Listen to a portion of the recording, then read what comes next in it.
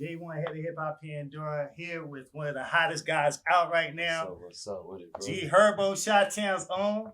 Deal, man. This is the Connect 4 Convo. So we're going to talk, but you got to keep on playing this stuff. You know, can't be stalling for time and be answer the question and not move. You ain't about to dictate my pace before we play though. That's what I do.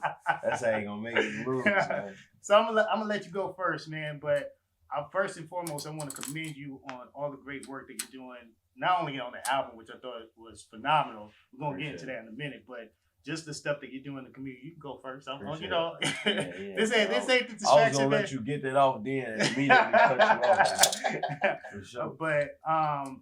But bringing mental health to the forefront and then doing something about it. So, like, I want you to talk about the multimedia center that you're putting together in Chicago, and what's that about? I'm trying to make sure I'm getting my right angles, man. Overton, it was, I'm a product. I come from in the city, really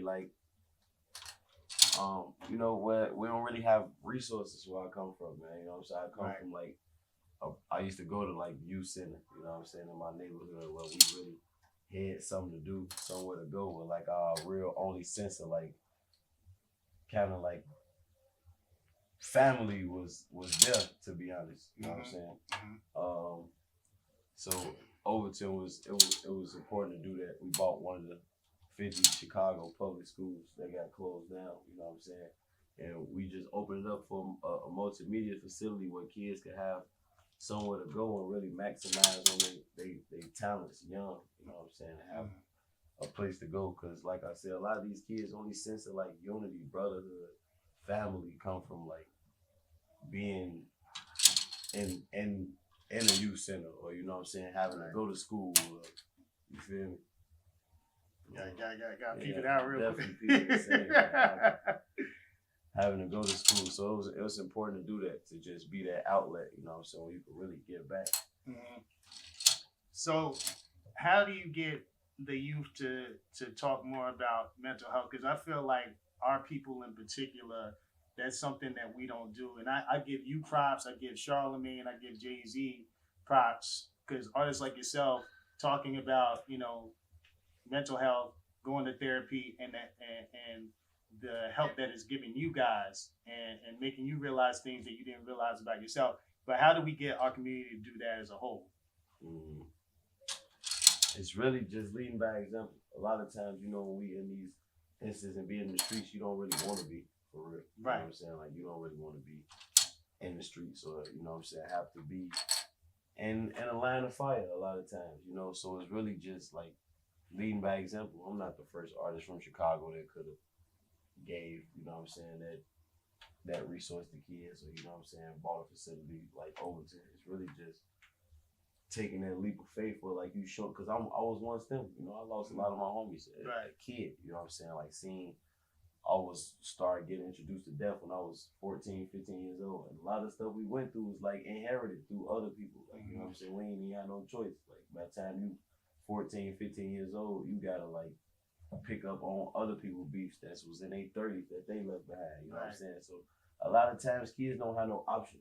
You just want to get an option, you know what I'm saying? Once you see one person doing it, the next person gonna do it because you want better. We all got aspirations to do better. We just don't know what it's gonna take to get there, to be honest. Facts. And obviously it's your move. The project is called PTSD, and that's something that for a long time we only thought that war veterans got, but it's been proven that people can get that as being just in stressful environments and stuff. And one of the things that you said was you suffered from it and didn't even know. It took somebody to help you realize that. What symptoms were you showing that you realized, or they diagnosed you with PTSD? Being paranoid all the time. Paranoid, always feeling like something gonna happen to me. Somebody gonna try to kill me or something like that. You know what I'm saying? Every time I left out the house, I really felt like that, to be honest. I always felt like somebody can try to do something to me. You know what I'm saying? And I thought it was normal, just being from Chicago and being up against what I was up against, where you feel like you literally gotta carry a gun everywhere you go. You know what I'm saying? And that's not normal. Everybody know that's not normal. Right. Coming from where I come from, that's normal. That's like super reality. Yeah. Oh, you trying to set me up, man. Man, talking, I see it. I see talking, it. Man. But the project, to me, I think it's one of the best albums of the year so far. The intro is what like really drew me in. Kenan did that beat, right? Yeah. And you just went so hard on it. But you've always been a great storyteller. Yeah. Where does that come from? Because not all artists are good at telling a story. Yeah. There are a lot of artists who are lyrical and good at what they do, but to actually tell a story and making the listener visualize what you're saying, that's a gift.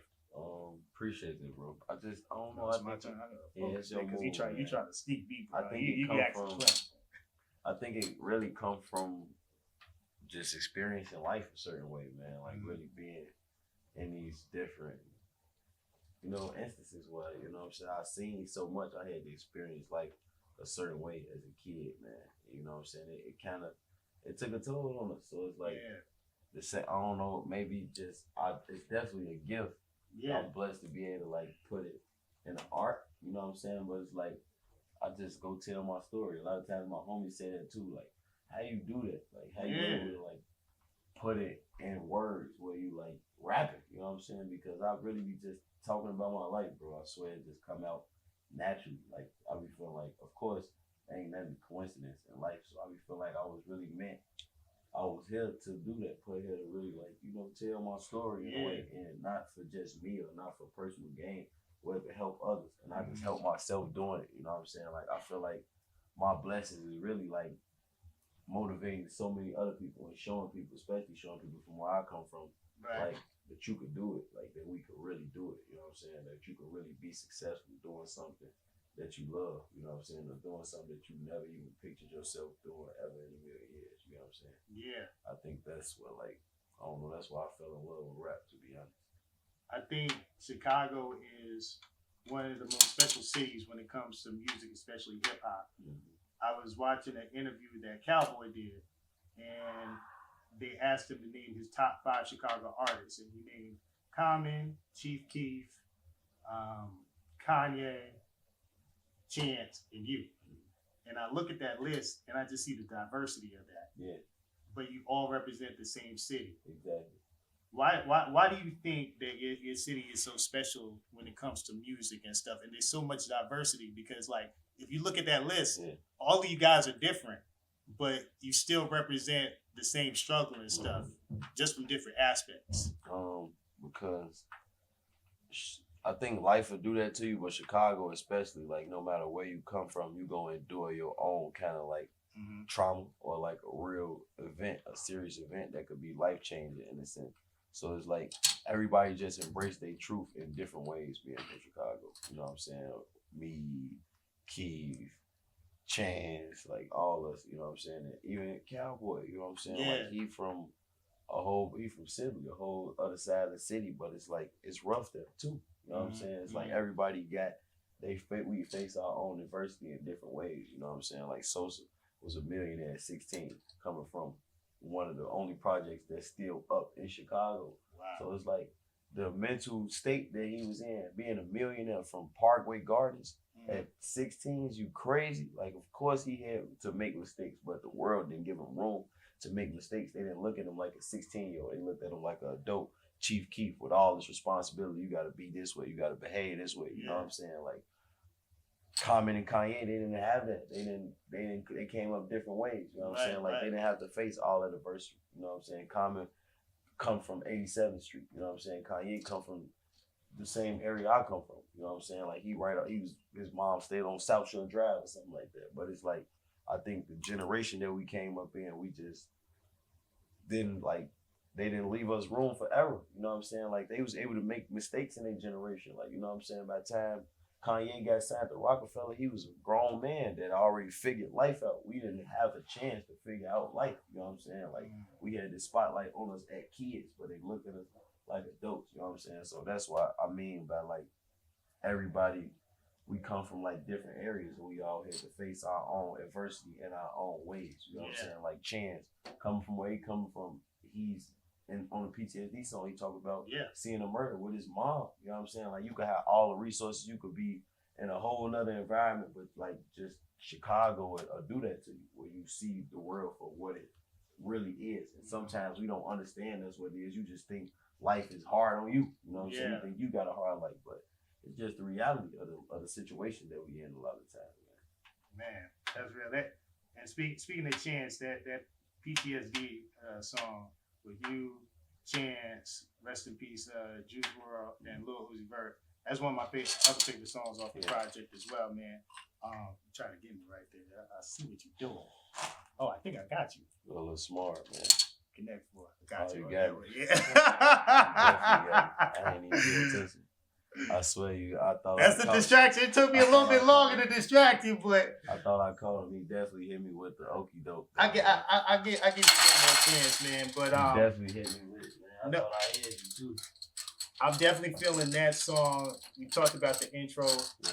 The song with you and A Boogie is another one of my favorite songs.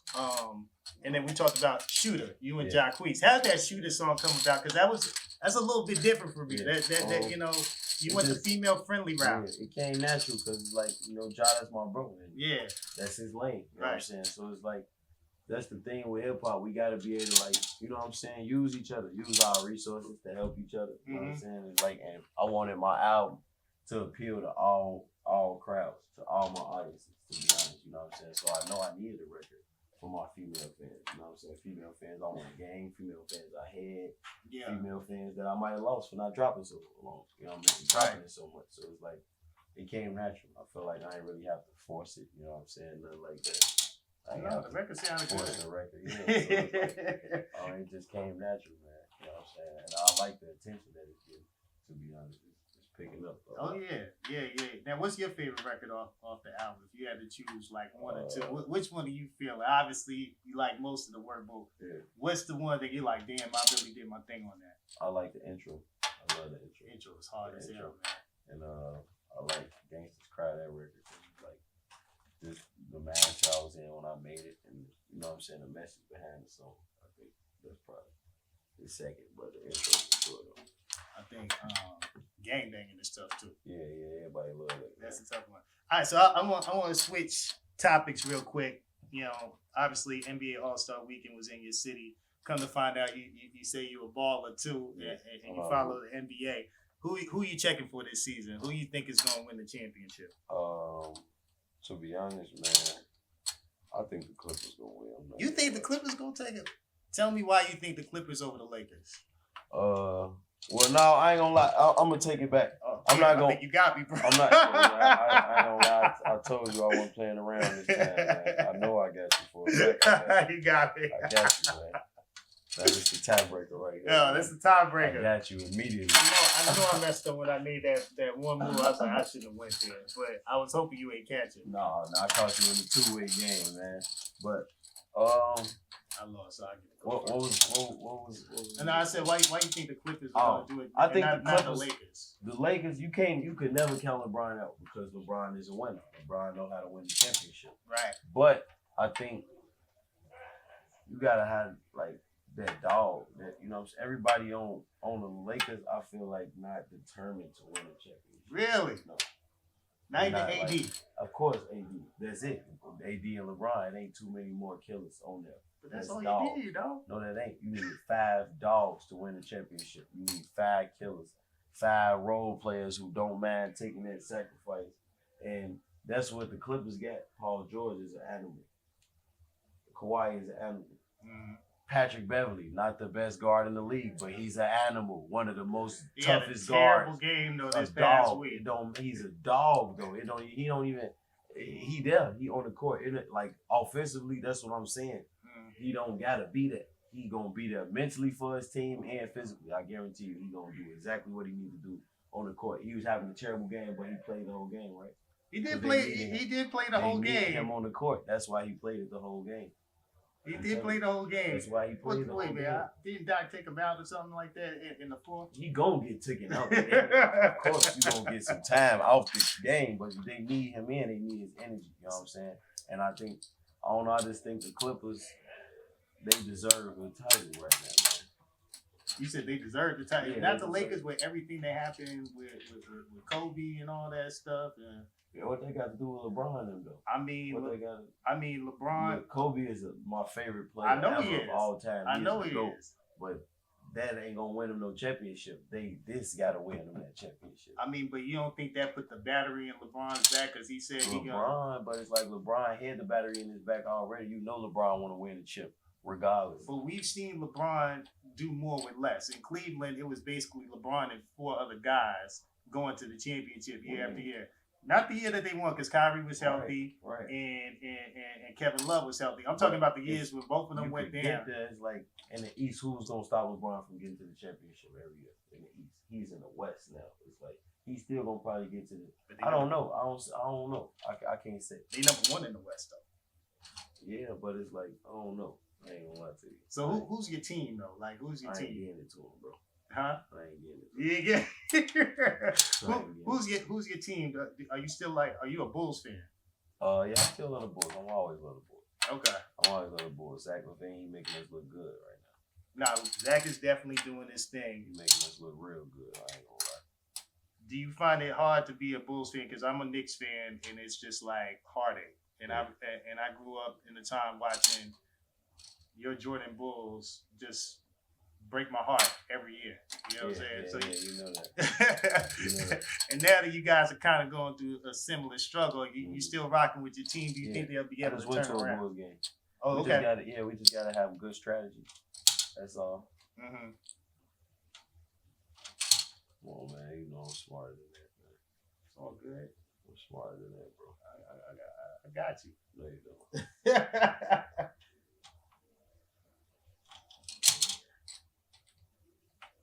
Told you I got you, man. Yeah, you got me. This is actually really good, though, man. You do play this a little something, man. You got me, because I thought I had you in a little few ways. I wasn't trying to get you. I think, either way it go, you got me. Yeah. Damn. But that was good, though, man. You got me.